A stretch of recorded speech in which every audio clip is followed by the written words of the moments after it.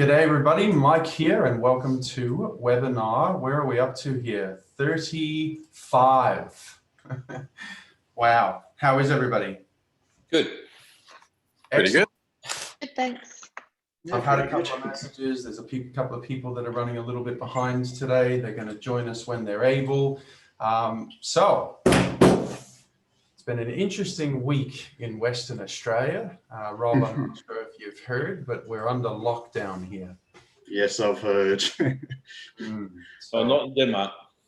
Dean's going to boast because Dean's down in Denmark and therefore obviously not under lockdown. So good on you, mate. Well done. I'm jealous. I'm sure that you're enjoying your freedom down there. Yeah, I am actually. I'm going to the tavern later on too. Oh man. So how is everybody? I want to do a quick sort of round the grounds. How's everybody going? And specifically also, I'd love to know, is there anything that you've come here today with as a topic that you want to talk about or a question that you'd like to ask? I am dedicating today to be a Q&A day, so I'm here to help you in whatever way I can. So g'day, Katie, how you going? Yeah, good. How's it going? I'm great, mate. I did get your text message and I will call you after this because I just jumped off another call to jump onto this. So no worries. All right, so I'm just going to go in order as you appear on my screen. Is that okay with everybody? Sure. Yep. Yeah. Awesome. So Rob, you're up first, mate. So how you going over there, man? What's going on? And do you have anything that you want to talk about or ask about today? I haven't got any questions right now, but yeah, last week, I guess the days just go so quick. Yeah, I guess I've just been working on my relationships with people and so on. Today and yesterday we had tree loppers here because we had 8 palm trees. We're chopping them down. And just having a chat with them and just, using my new communication skills and just making them comfortable and just finding out about things and so on. So, awesome. Yeah, so I'm a bit sunburned at the moment. I don't know if you can tell, but yeah, no, it's been a pretty good week so far. Okay, good. And so, one of the things we've covered over the last couple of weeks and last week in particular was about getting your questions answered. Mm-hmm. Have you found that was helpful to you, and has that applied in any of your conversations over the course of the last week? I believe it has, because I'm more, I guess, confident asking the questions. Mm-hmm. I'm not sure if they're always getting answered, but there's more, I guess before there was some hesitation in asking questions. Am I asking the right questions? But now whatever comes to me, I just ask. And yeah, I guess that's a big thing for me, just asking questions instead of trying to figure out the answers for myself, and just, I guess being persistent about it as well, or choosing to continually, get more understanding around things. Yep, good. So how important is it to be intentional about that? Oh, very intentional. I've noticed, just by asking those questions, I guess I haven't thought about it being intentional, but I guess that definitely has been intention behind it. So that's, persistence requires intention, doesn't it? Oh, yeah, definitely.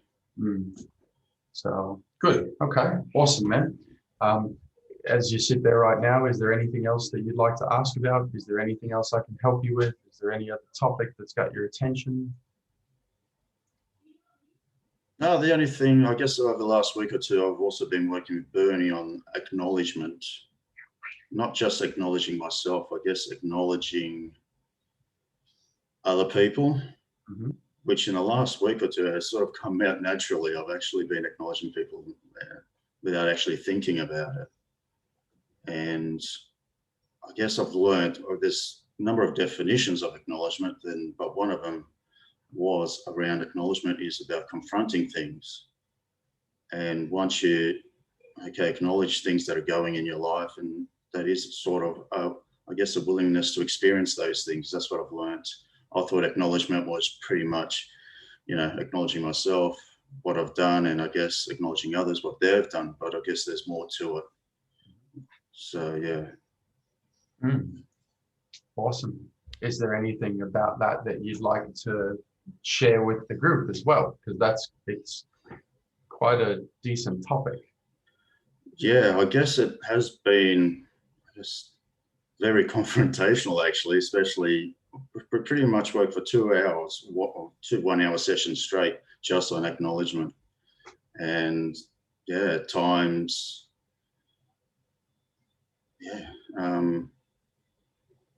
I guess it's always been a tough subject for me.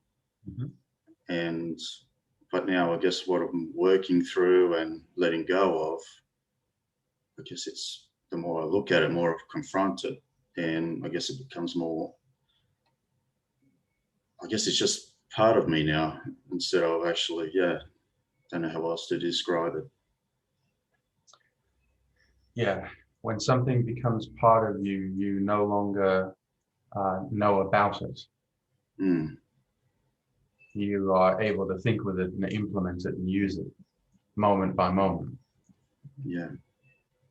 Cool. Awesome. Does anybody have any questions you want to ask Rob about what he's talking about?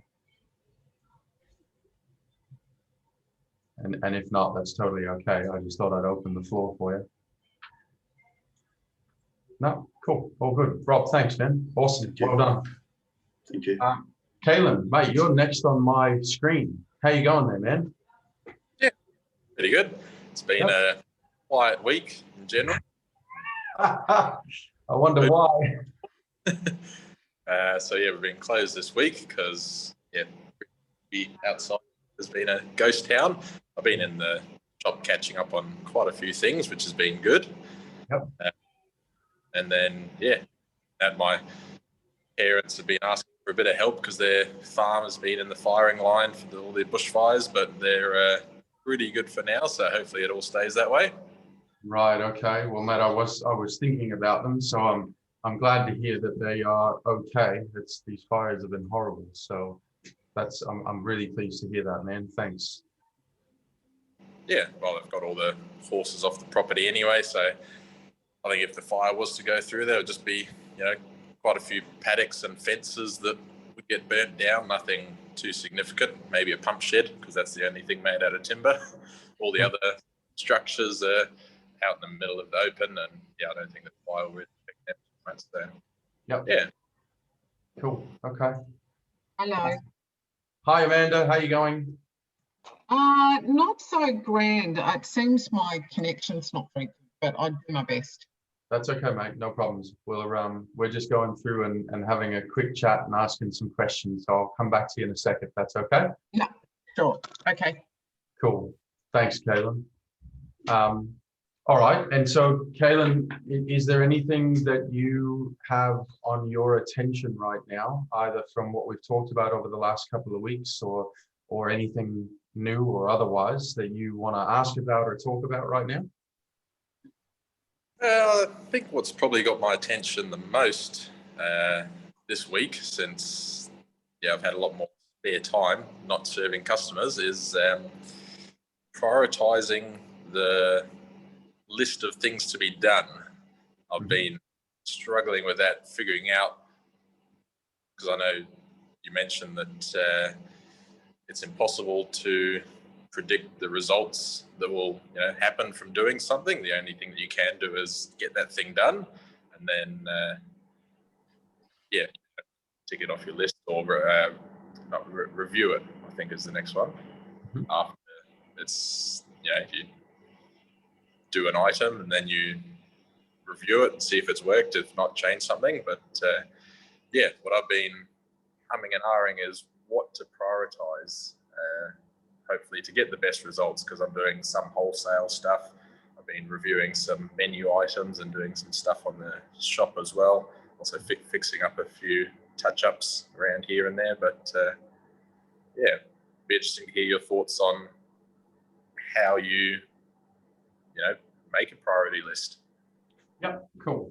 All right, so I'll give you a I'll talk about that for a second now, and then we'll sort of open it up. So I think the thing that I'll say there is, if you find that you're having difficulty in terms of getting stuck into prioritizing things, often that's an indicator that you're kind of too deep in the detail. You're too far in and you're looking too closely at all of the things there are to do or to get done. So what I'd do first is kind of step back and come up and look a little bit longer term and go, all right, well, where I am right now, in a month or 2 or 3 months, what are the most important things that I want to have come close to achieving or having achieved? And then based on that, go back in and go, right, well, what are the highest priority things out of all of this that are going to get me closer to getting that done on a more midterm level? Does that seem to make sense to you? Does that apply to what you're experiencing? Yeah, that does make things a bit clearer, because just for now I've sort of separated the things into, physical things to be done, like, make the tape a bit more sturdy, which I've already finished. So like, things that I physically do, or there's, computer work, more admin work that can be done. I pretty much split them to nighttime and daytime activities. Things I can do while the sun is up, and then things that I can do, when it's nighttime. So Yep. yes, stepping back and having a look at things and thinking, oh, that's probably a bit more important than that, because all of those things are getting the business to go in the same direction. It's just whether or not one of those things might have a bigger impact than something, or another one of those things might have no impact at all. It just makes me happy knowing that the table's a bit more sturdy. Yes. Yep. Having the more midterm view will give you a better ability to prioritize what actions you take in short term. Yeah. In the same way that having a bit more of a longer term view will support you to prioritize what you're wanting to get done midterm, which will then help you prioritize your actions short term. Yeah, well, it's a good way of putting it. I'll be reviewing a few things when I get home tonight. Good. Yep. So I hope that helps. Does everyone else, is that valuable to everybody else? Does that apply to yourselves? What are you seeing there? Tanya, I saw you shaking your head. What can you tell me? What's going on, mate? Yeah, that was, Kaylin, thanks for bringing that up. That really hit about, well, a good thing for me. I just feel like that, I think not only does that help in terms of prioritizing on the shorter term, but, sometimes I think for me personally, I felt like things that I'm doing right now aren't necessarily things that bring me immediate pleasure. Like you don't get that instant gratification that, I really love doing this. It's just a lot of things that I'm doing, and it's just doing things because they are to be done, and it's not necessarily wonderfully satisfying. And so you start to lose that motivation a bit. You start to think, oh, it just becomes laborious and tedious, and then you sort of, I think it has like an impact on the quality of output as well. Like you end up just sort of half do things, or do things to the, or you have to do. So so for me that actually was great, because then to take a step back and look a bit, more of a bird's eye view of everything, you can see then how those things that you're doing now that don't bring you necessarily immediate joy are still contributing to the things that do, like bring you that inner real pleasure and passion, because they're going to get you there to that point in the future. So that for me was a really good one.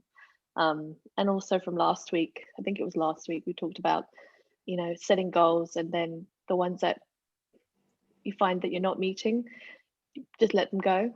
Like that was a really big win for me over the last week. Went through my to-do-list, and there's been things that I've sat there and just rescheduled day in and day out. He's been here for like 6 weeks, 7 weeks, 8 weeks. So I really had to look at them and thought, I don't know what are they there for?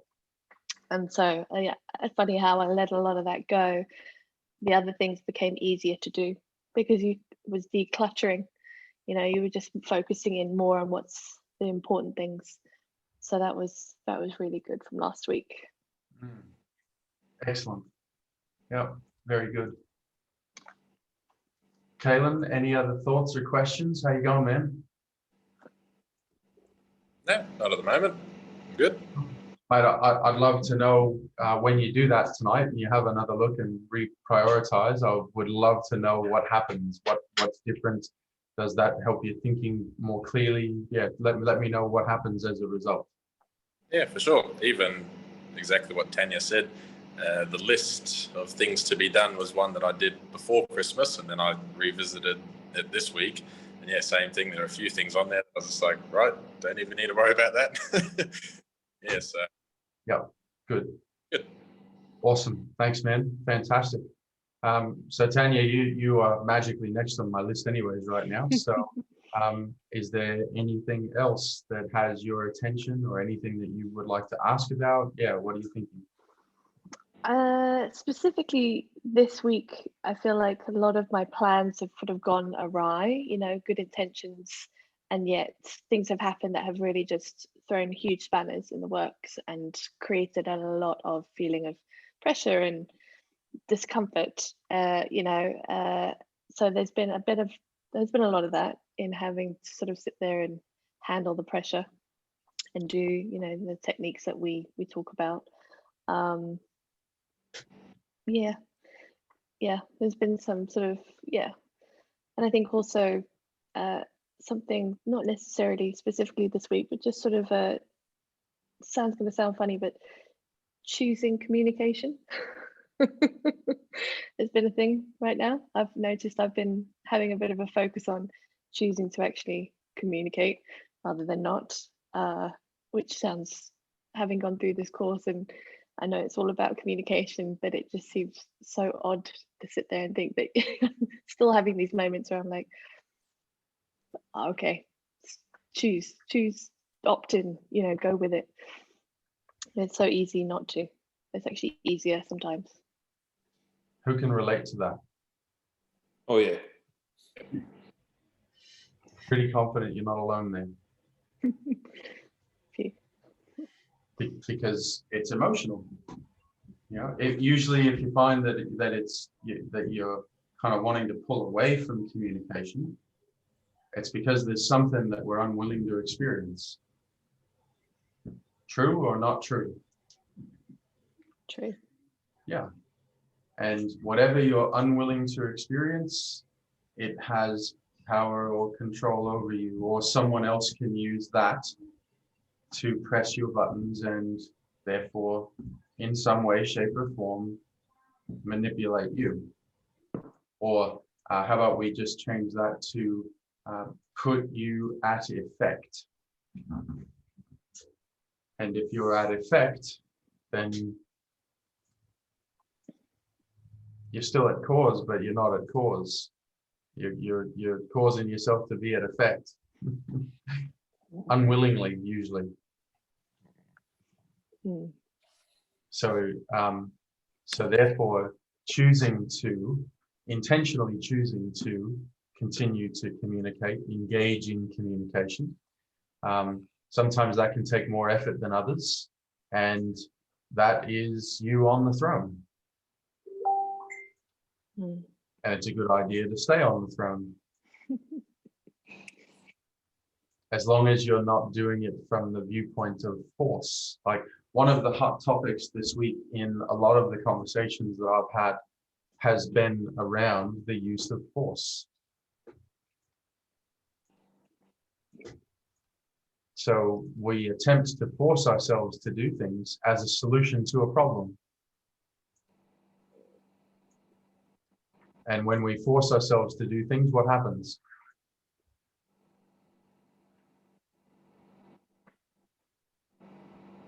They don't happen. It's not very much fun. Never. Is it, Tanya? It's like that No. whole dragging yourself through mud doing a job. Yeah. Whatever we're attempting to force ourselves to do, that thing becomes a problem. We approach it as a problem. So let's just bring this right back down into sales. If sales is a problem, and therefore probably cash flow is a problem, then what do we attempt to do? Right, got to go out and drum up new business. Need to act more, got to be more on top of the ball. We attempt to force ourselves to go and produce a result. Does that make sense? Mm. Does it work to do that? No, because you're also working to an outcome or result which you don't have control over. You're not focusing on the actions that you can take to get there. Part of the problem is that it does sometimes work. And when I say it works, what I mean is, like, sometimes when we force ourselves, it will actually create a result short term. But the amount of effort and energy it takes to do that is enormous.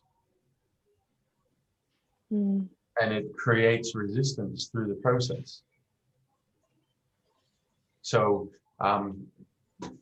what really works is remove the resistance and then be really intentional about what you're creating.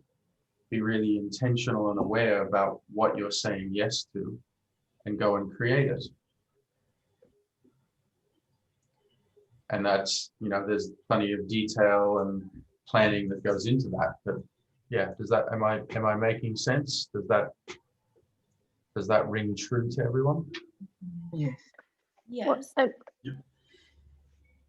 I was going to ask, what in the case of you are, in order to achieve what you want, or, you know, in order to get done what you want to get done, others are to be involved, you know, you require the help of others. They don't want to necessarily go along with what you want. What do you do? And you certainly, I understand, because it's happened to me. If someone is forced to get me to do something and pulls me through the situation, I'll do my, yeah, there'll be a lot of resistance, and I probably will avoid that person in the future. So yeah. Yep. So just so that I can make sure that I'm clear, can I ask you to just restate your question? So what's the question that you're asking? What are the steps to take if you require the help of others? What are the steps to take to ensure that, well, oh, I know it sounds, to get the outcome you want with their help without using force? Yep, good. That's it. So let me repeat your question to make sure I've understood. What you're asking is, if you want to get something done, and in order to get it done, it requires the help of somebody else, what are the steps to take in order to get them to help you without the use of force? Is that cool? Hold on. There we go. We've got a guest joining us. Alessia's jumping in. All right. So it's a great question.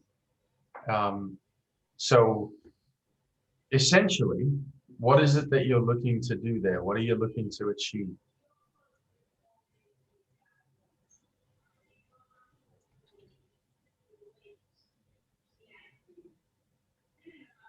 Let me see if I can word it for you. What you're looking to do is you're looking to get someone else to choose to make a commitment to take an action. Yeah. Is that an accurate way of saying what you're looking to achieve? Yeah. Good. So what are you actually doing there? What's your task? Well, you would want to use the relationship model.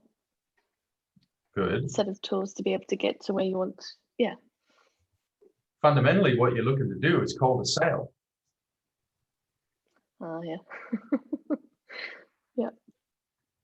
Sales is effective communication toward action and commitment.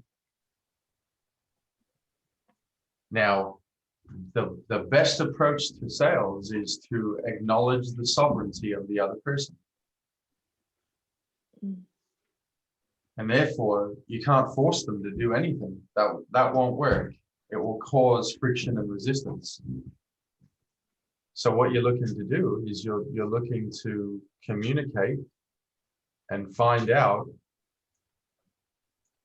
for example, why might they want to do that? Or how could that line up with what they want? You're looking to support them to choose. Does that make sense? Yeah. Okay.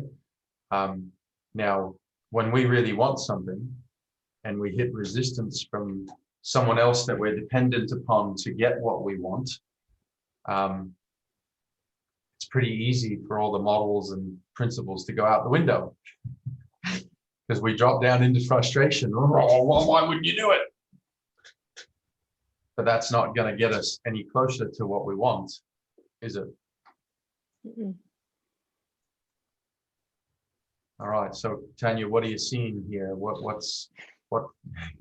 Yeah, that. What was that thought, or what did you just see that you hadn't seen before? Well, I guess just the fact that it is the process that it's making a sale. That's what it is. It's yeah. And as soon as you said that, then the pathway just became really obvious. Yeah. Does everybody else see that as well? Does that make sense to all of you? Yeah, for sure. Yeah. What happens if they're an employee? Yep. Are you still selling to an employee? Or are you just saying, these are your tasks, complete them, from 1 to 10 or whatever it is? Well, that depends. So I suppose a couple of things there. The first thing is that, if we're talking about someone who is employed, then what that means is that there are agreements in place. And, there will be technically a job description and results that are to be produced, et cetera, et cetera, et cetera. Yep. And so the only time that it's a sale is when you're looking to change what they're to produce or change something about the job description. Apart from that, then it's actually agreements that were already made. And if they're not being kept, then your task is to ask questions to find out why, what got in the way, how did you make it okay to not keep these agreements? Does that answer your question, Dean? Yes, it does. Yep. Yep. And again, it all depends. See, in that situation, what you have is agreements that are in place. And so it's not a sale, it's more of a factor of being willing to be provocable in order to ensure that you have cooperation happening. Yep. Yeah. So if they have a list of tasks and there's an agreed task, there's like a contract between yourself and the employee with KPIs, this is what they're going to do. And then out of that, if you ask them for something else, are you saying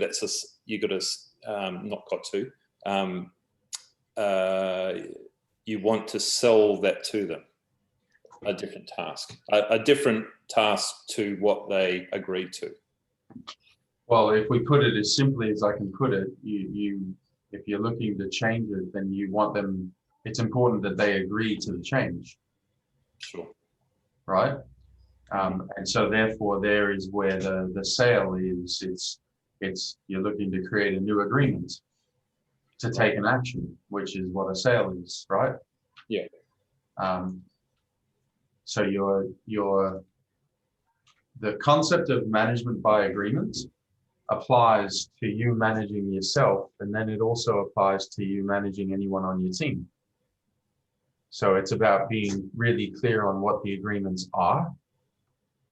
And then your role really is not to kind of jump down their throat if they don't keep their agreement. It's your role is to ask questions to find out what happened and how did it, in their mind, how did they make it okay to break the agreement they made with themselves? Yep.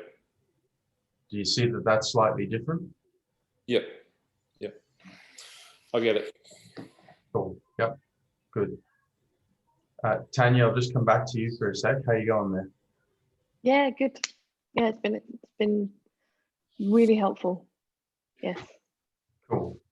Does it give you a slightly different approach to what you're working with? Yes, and I can also see when you're talking about when all the things that we've learnt go out the window. when you lose sort of sight of what you're really aiming to achieve or what you're really aiming for, yeah, if I can see how easy everything just sort of fizzles away, and you feel like you're left there almost like a toddler, like, how do I handle this now? You know, so yeah. Yeah, in one way, shape, or form, your button gets pressed, and then we're in emotion, and now we're no longer able to think clearly about the systems, procedures, processes, and principles. Yeah. Okay. Is there anything else that I can help you with? No, thank you. That's good. It's enough. Cool. Awesome. Dean, you're up next, mate, on my screen. So, mate, how are you going down there? Enjoying Denmark? I been waiting for some money for a job that I started last year in June, and I just got a. It was supposed to be an approval letter for finance, but it turned into a pre-approval, which is okay. So there's a process there, and it looks like it's going to be about a month or something, roughly about a month until I get the money, which is good. That's a better outcome than not knowing at all. Well, that's at least progress, isn't it? Yeah. So that for me has been a major upset for me for the last 8-9 months, whatever it's been. Just fielding calls and having creditors after me, and it's all been new experiences for me. And it sort of clouded my thoughts on a lot of topics. It consumed me quite a bit. I've been very frustrated and angry for quite some time. So it's good that it's the chapter's not over, but I can see some sort of light at the end of the tunnel. Apart from that, my normal business has been going okay. What else? I've been looking at new businesses. So I'm going up to Perth on the weekend to look at a new business. The reason for that is just my accountant says I can't spend any money that the company's earning, so I need to direct that money into other things like buying businesses and stuff like that. So I'm doing that. What else? So at the moment, my priorities aren't going on from what Callum was saying. They're all over the place. Not quite sure where I'm going, and sometimes, but I'm getting there. What else can I say? No, that's about it. That's okay. Is there anything in particular that you'd like to ask about or get clarity on today?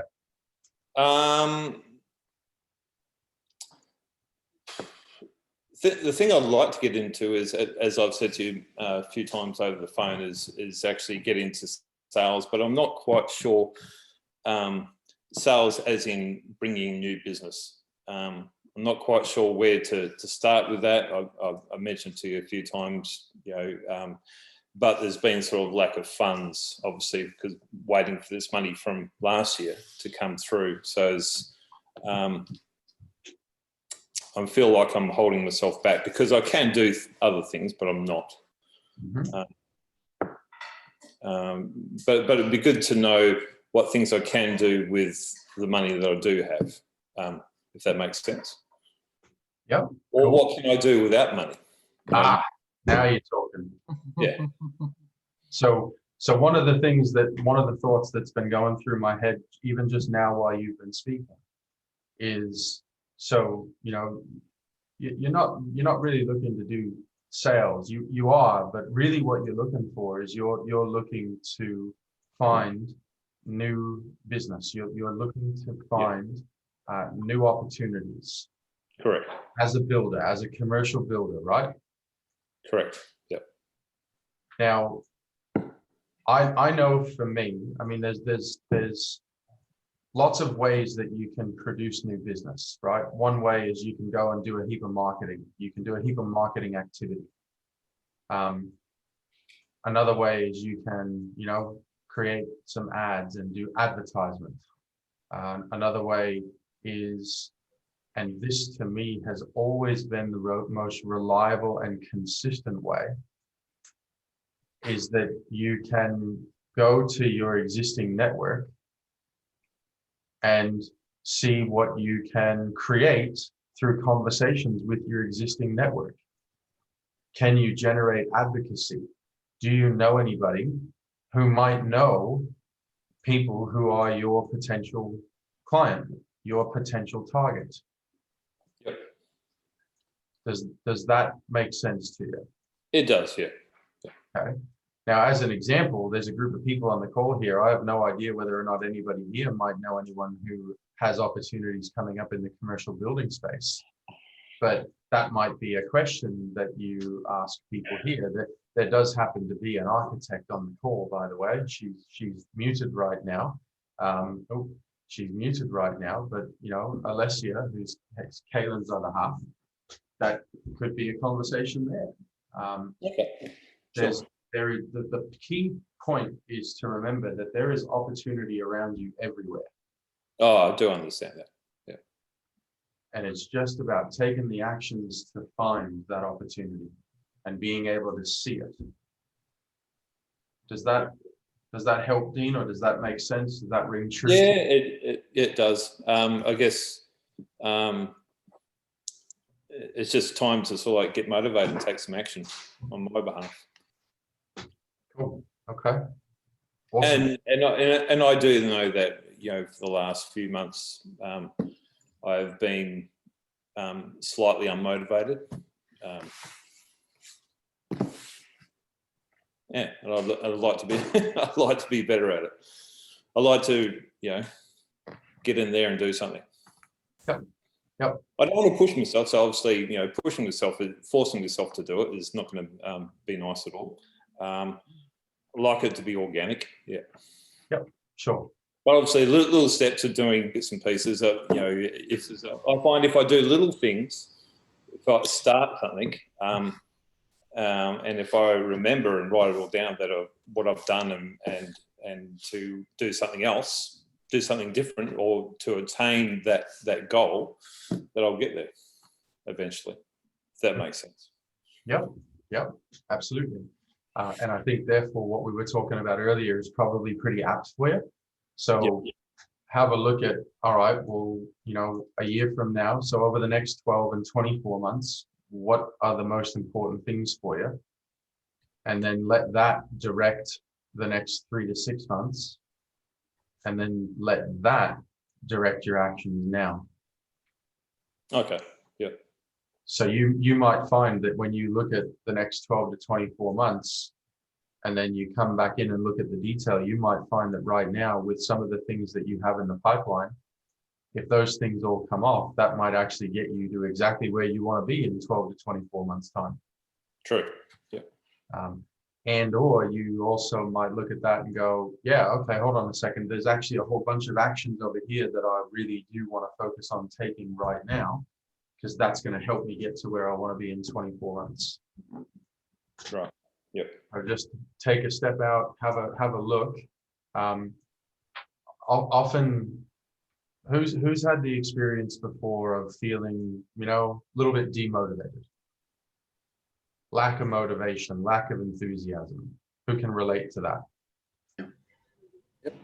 Now, if you look at when you felt that way, what I'd like you to inspect is at that time, who can see that there was something that you were either trying to do, and I've used that word intentionally, and or there was something that you were attempting to force yourself to do. Now I've really got to get onto this. I need to do this. I really should have done this already. who can see in hindsight that that was the thinking during the times when you maybe weren't so motivated? Yeah. And Dean, has there been maybe a little bit of that thinking that's been happening in the last 3 months, 4 months? Oh yeah, for sure, definitely. Yeah.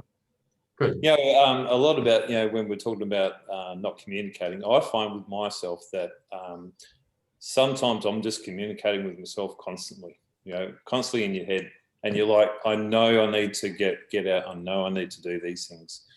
Oh, I'll get there, and then, you know, demotivated, talking to yourself more and more and more, and then you're just like, oh, I'm my best friend, and but you're not stretching yourself. You're not getting out there and meeting people, and it's very easy to do where I'm at. So, you know, I'm making an excuse of isolation, but yeah. Sure. I understand.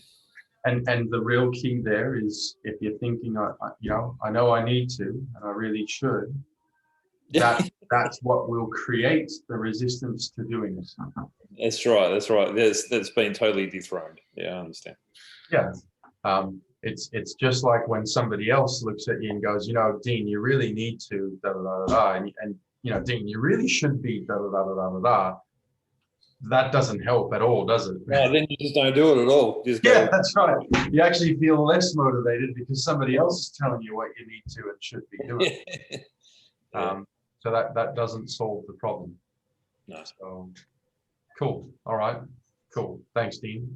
Maybe let's organize a time to have a chat, because I've got some questions I'd like to ask you about this, I suppose, pre-approval that you've gotten, because that's fascinating based on the conversations that we've had. So I might call you tomorrow, eh? Yeah, sure. Yeah. No. Okay, cool. Awesome. Thanks, man. Amanda, you're next up on my screen. How you going? Pretty good, thanks. Finding it all really relevant, right from Tanya's to Dean's conversation. In fact, it's probably the order of my day today. Does that make sense? Just can't believe it, really. And I was endeavouring to force an outcome without being in another's world and listening. And I actually, and that's why I was late, I was listening to his questions, and I was looking at the clock going, damn, I'm late. And I went, well, I'm late. I'm going to get the conversation done and then I'm going to join. And I did. And it went much better when I relaxed about completing a conversation and trying to force an outcome. But then you had me understand that, Tanya, by talking about that. And I think that I was motivated first with working from home, and then my internet slowed down and I've been really cheesed off. It's just like, what? Okay, so it was fun on Tuesday. Now it's been crap on Wednesday and Thursday. And I found that there was still plenty of work.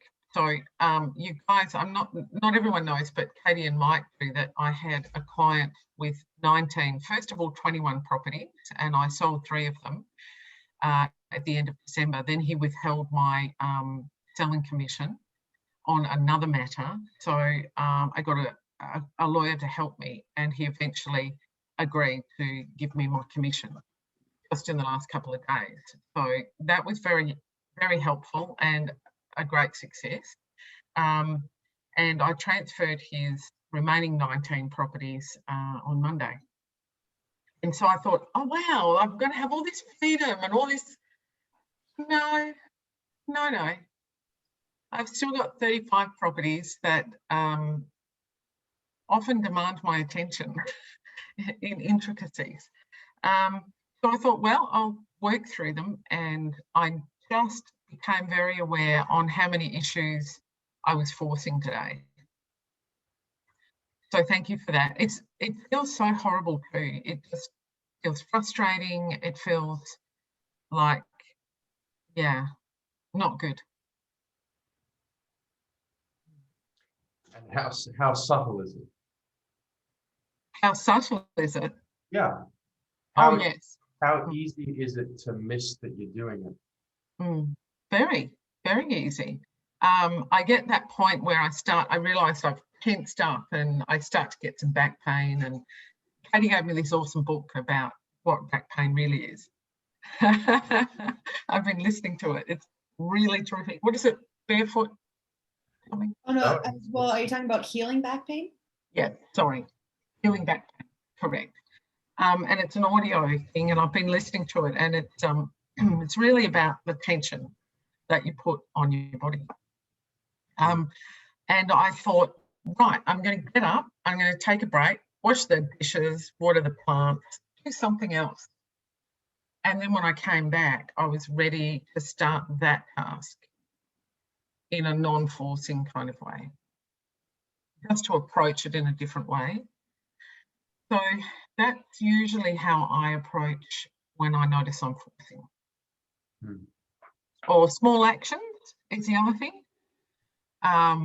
towards my goal.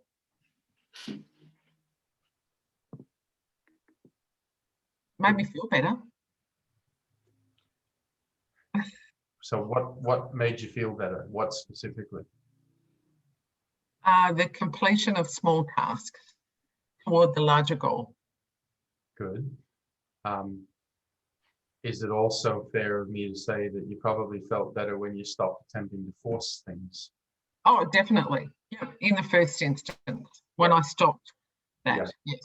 Yeah, or probably more accurately, even when you became aware that you were attempting to force things. Yeah, that's true. That when I watered the plants, that's it. And I got up out of my chair.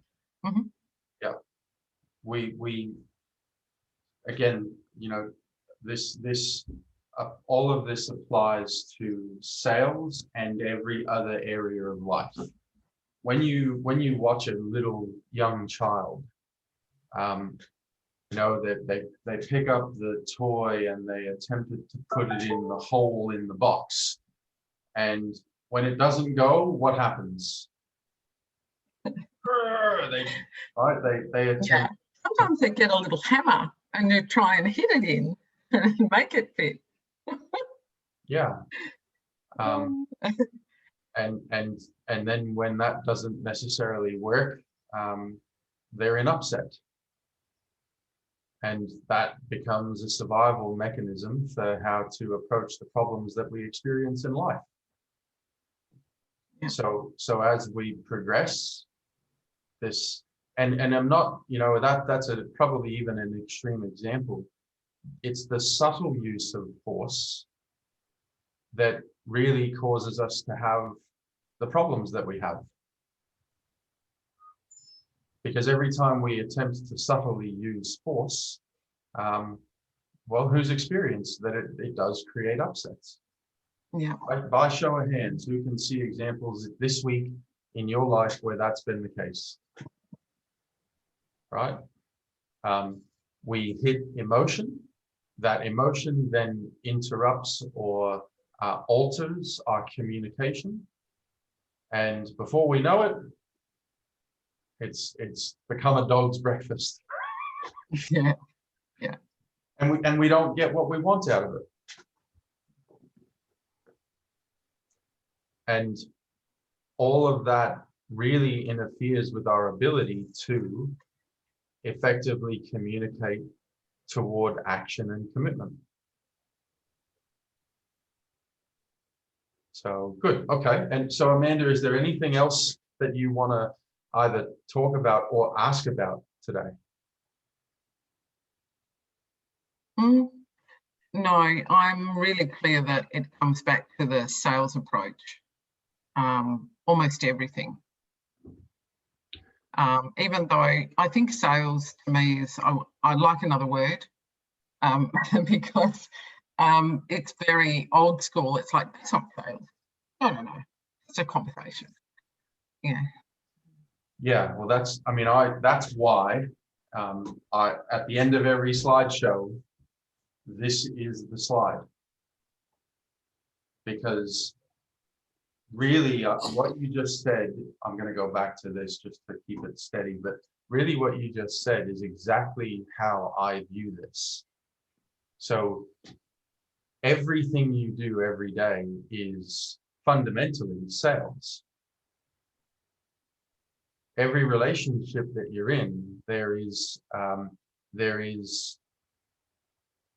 actions that commitments are being made about. There are actions that you're wanting commitments to be made about, and you're looking to have someone else choose those, not be manipulated into them, not be pressured into them, not be forced into them. You're looking to help them choose. And that's what good sales or good selling involves. Acknowledging the sovereignty of the other person and supporting them to choose. Does that make sense to everybody?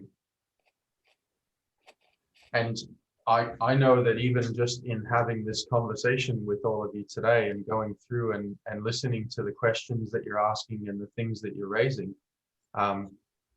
there are things that I can see in the last week in my own life where I'm like, oh yeah, right, I actually made an error there, or you know what, I really royally screwed that up. This is something that is so subtle and so easy to make mistakes on. And the more that you talk about it, look at it, and get the experience of it for yourself, the easier it becomes to do it. But you're not allowed to do it perfect. Because I can't yet. Perfection is an illusion. That's for sure. Total illusion. It is. It's a subjective concept. Yeah. It's a totally subjective concept. So good. Well done, Amanda. Those are great distinctions. Right. Alessia, are you there? I don't know. She might be on listen only. Yeah, she might be on listen only, and she might not be able to talk. But I wanted to just see, because if she is, I'd love to chat with her. And if not, that's totally okay too. So Alessia, if you don't come on, that's no worries. Just know that I'm asking about you, and I'd love to have a chat with you, and I'd love to hear from you. And by the look of it, she can't come on, so that's okay. So we've followed a format over the last, I suppose, the last month now, because we're still in early Feb, where we've gone through some slideshow presentations. We've had a hot seat. We now have had a Q&A. Has this been valuable for everyone? Has this been valuable for everyone today? Yeah. Yes. Yeah, good. I know that even for, and hold on a second, bloody hell, I skipped over Katie. Oh. Oh, were you hoping that I might forget that I've skipped over? Were you hiding? No, actually, I do have a couple questions. Yeah, please do. And questions or thoughts, or yeah, go for it. What do you got? Yeah, well, I feel like it's like a little bit of both and touches on some of what we were talking about before. Mm-hmm. So a couple of things. So one thing I've noticed is that, so I've done heaps of work over the past like 8 years to make changes and remove resistance. What I find interesting is that, so it used to be the case where I would have sort of like a gut feeling about something, and that gut feeling would be wrong because it was usually based in resistance. And so I feel like now there's times where I have a gut feeling about something and I will think that it's resistance, but now I feel like it's actually not. And so then what I caught is that I force myself to do the thing because I think that it's resistance. So I force it. And so I guess, do you have any sort of insights as to when something's resistance and when it really is like a intuition and it's to be listened to, or yeah. Do you understand what I'm saying? Does that make any sense? So I think so. And I think what happens is you go through a transition, and when you're just after the transitions occurred, there'll be degrees of confusion and uncertainty about trusting your intuition. And so therefore, I think the real answer is keep going, and you'll get to a point where that uncertainty won't be there any longer. Because I can see, like, I'm pretty sure I know what you're referring to, and I can see that, yeah, there has been a point where, yep, your gut feeling was based on resistance, whereas now there's a lot less of that that's happening, and so yeah, and at the same time, it's not that there's none of that happening. Oh yeah, no, I know that. keep going and keep working through that, and you'll pop out the other side. Yeah, okay. And then sort of related to that as well, I feel like I'm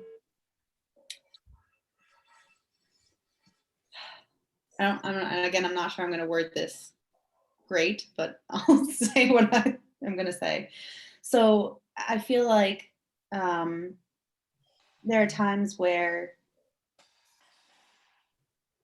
I understand how the way that resistance works, right? And I understand that if you're not willing to confront it and or take action to deal with it, it remains a problem. And so I've never considered before that I have at times forced myself to confront it. So but then I feel like I'm caught in this like spot where I'll literally be sitting there being like, well, okay, I understand that I don't want to force this. And at the same time, I'm not okay just allowing this to be here. So then what do I do? You find the place to choose. Yeah. You choose intentionally. Yeah. Which in and of itself can activate more resistance. So that's and that right there is why it's so important to have someone objective, external, who can kind of be involved and direct your attention and go, yep, right there, see that right there, that's the bit. Does that help, and does everybody else understand what we're talking about there? Yep. And yeah, that does help. Thank you. Yep. Cool. Awesome. Okay. Well, yeah, I'm pleased that this has been valuable for everybody. I think it's valuable for all of you to hear from each other and to be able to hear the questions and the challenges and things that are happening. The next thing I really want to do is, obviously we're preparing for our workshops. I'm hopeful that we're going to come out of lockdown and we're going to be able to run the workshop live or in person, my apologies. Now, if we can't, if for any reason we're not able to run the workshop in person, we're going to just convert it to be a virtual workshop, which I would imagine that Rob and Joel over in Queensland will be pretty excited about. So I'll keep you posted. We're not going to know until the coming weeks kind of unfold. We'll probably have a better idea tomorrow, but what I don't know yet is, even if we come out of total lockdown tomorrow, what restrictions will remain in place and for how long. So there's a chance it might end up being a virtual workshop. And if that's the case, I am totally confident, based on the test that we did last year, that you're actually going to find it to be equally, if not more valuable than if we were to get together face to face. So, and that's based on the feedback from Rob and Amanda when we did the test last year. So please do keep the dates locked away. Irrespective of what happens, we will run it. Yep, Katie, go ahead. And just in case, I think that we have reached out to everyone, and just in case there has been a date change. So it is not February 26th and 27th. It is now March 5th and 6th. Yeah. And that date change came about because we worked out that we'd screwed up because the weekend in February is a long weekend. Yeah. Now, we could have changed the date for nothing if we can't actually go away anywhere, but it is what it is. And we, you know, if that's the case, well, you'll get to have a couple of extra days with your loved ones at home. So, so we will communicate as information comes through and we know more about what the transition will be out of lockdown and how long that transition will take. If it looks likely that conducting the workshop in person will be problematic, then we will switch it to virtual. So, and you know, again, the feedback we had, the virtual workshop is, well, actually, how about Rob and Amanda? Are you guys happy just to take a second and just give us your experience of it last year? What happened? What did you feel was different? I actually found the virtual one, I guess, more intense than the face-to-face one. I guess there was only the 4 of us, but I guess there was nowhere to escape. So I guess in the face-to-face one, there's moments where, because there's only yourself looking at it, all the different groups. But then every now and then you could relax, but of course all eyes are on the 2 of us. It was just continual, yeah, I guess there was more intensity to it. You could actually, even though I'm in Queensland and Amanda's all the way in Perth, I actually felt what she was actually feeling. So you don't have to be right next to someone to actually feel what they're feeling. So that was the amazing thing about it. So it's just, yeah. So you'll get the same things, I guess, face to face or virtually. I don't think there's as much difference people probably would think. Thanks, Rob.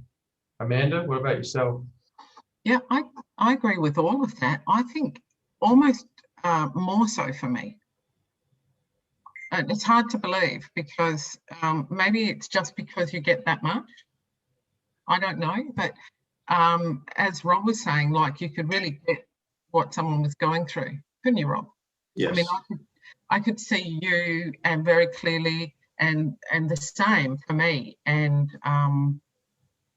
I can't even really explain what it was, but it was very effective for me.